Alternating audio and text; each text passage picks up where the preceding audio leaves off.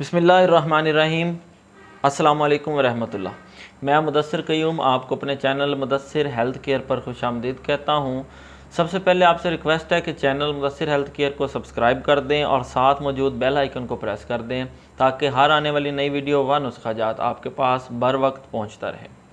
आज की जो वीडियो है ये उन लोगों के लिए है जो शादीशुदा हैं, माजी करीब में उनकी शादी हुई है या जिनकी शादी होने वाली है, शादी नज़दीक है और शादी के नाम से खौफ तारी है, डर रहे हैं। क्योंकि मर्दाना कमज़ोरी का शिकार हो चुके हैं, कतरे आते हैं, शहवत जो है वो सही नहीं आ रही, शहवत सही नहीं आ रही तो इसके चलते चलते सख्ती सही नहीं आ रही या सख्ती टूट जाती है, या जिस वक्त शहवत आती है अपनी बीवी के करीब जाते हैं तो फ़ौरन जो है वो कतरे आने लग जाते हैं।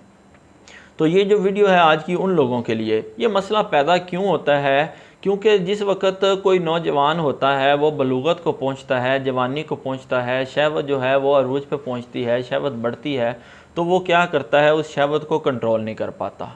शहवत बढ़ती क्यों है? क्योंकि फ़ास्ट फूड का इस्तेमाल बहुत ज़्यादा करते हैं, बाज़ारी खानों का इस्तेमाल ज़्यादा करते हैं, तो इसके चलते चलते जिस वक्त गर्म चीज़ों का इस्तेमाल करते हैं, फिर साथ क्या होता है कि ऐसी महाफिल में बैठना, ऐसी महफ़िलों में, ऐसे दोस्तों में बैठना जहाँ पे जो है वो गंदी बातें होती हों, या मोबाइल का इस्तेमाल, ऐसा इस्तेमाल जिसकी वजह से शहवत बढ़ जाए, उसके चलते चलते फिर क्या होता है कि वो लड़का, वो मर्द जो है वो शहवत को कंट्रोल नहीं कर पाता।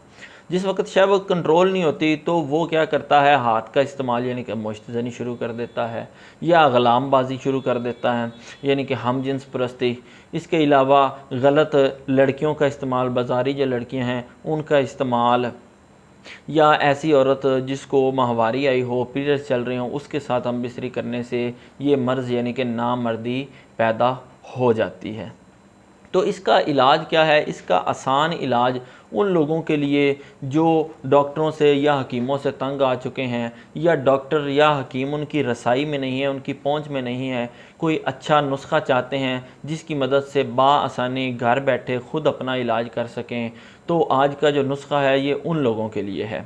तो ये वो चीज़ें हैं जो बाआसानी आपको किसी भी करीबी पंसार स्टोर से मिल जाएंगी। चीज़ें क्या हैं? चीज़ें नोट फरमा लें। सबसे पहले सालब मिस्री है, सालब पंजा, मिकदार आपको वज़े कर दूंगा। सालब मिस्री, सालब पंजा, अकरकरा, इसके अलावा रेग माही और सफ़ेद मूसली, ये सारी चीज़ें 50-50 ग्राम लेनी हैं, और ज़ाफ़रान 25 ग्राम यानी कि इनके निस्फ़। इन सब चीज़ों को आपने अलहदा अलहदा पीस लेना है। पीसने के बाद क्या करना है, इनका वज़न कर लें।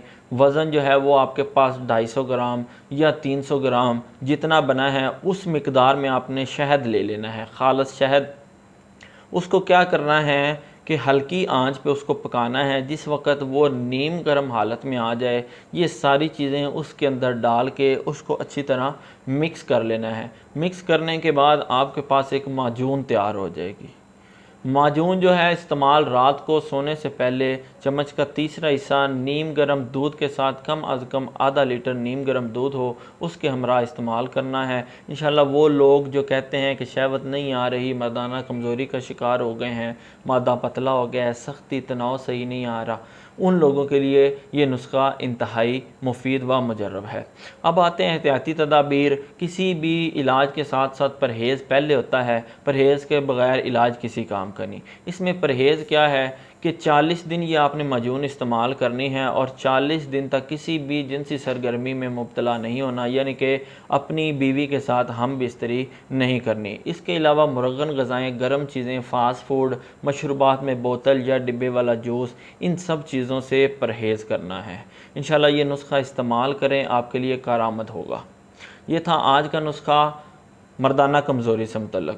मज़ीद इस तरह की कारआमद वीडियोज़ व नुस्खाजात आप तक लाते रहेंगे। अल्लाह ताला आपका और मेरा हामी व नासिर।